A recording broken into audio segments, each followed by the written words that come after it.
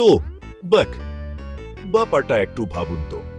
আমি একেবারে সাধারণ একটা ছেলে, বাড়িতে বসে নিজের মনে ঘুরছি। হঠাৎ আমার মা চিৎকার করে উঠলেন, এখানে আ। এবার আপনারা তো জানেনই, তাই না? ওখন মা ওই রকম গলায় ডাকেন, তার মানে কিছু ভেঙেছে, অথবা আপনি কিছু ভেঙেছেন।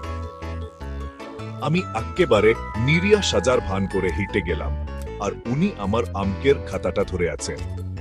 উফ! উনি আমার উত্তরের দিকে আঙুল দেখালেন।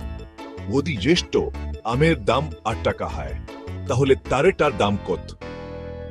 আমি লিখেছিলাম, খুব দামি, কিনবেন না। আমার মা শুধু আমার দিকে তাকিয়ে রইলেন। আমি ভাবছি, উত্তর দেব নাকি একজন জিনিয়াস অর্থনীতিবিদ সাজার ভান করব, কিন্তু না, আমি ফেঁসে গেছি। উনি বললেন, বাবা, তুই কি মজা করছিস? আমি বললাম, একটু। মা, আজকাল জিনিসপত্রের দাম তো সত্যিই বেশি। উনি হাসলেন না। তারপর আমার বাবা ঘরে এলেন। উনি উত্তরটা দেখলেন, আমার দিকে তাকালেন, মায়ের দিকে তাকালেন, আর বললেন, ও তো ভুল কিছু বলেনি।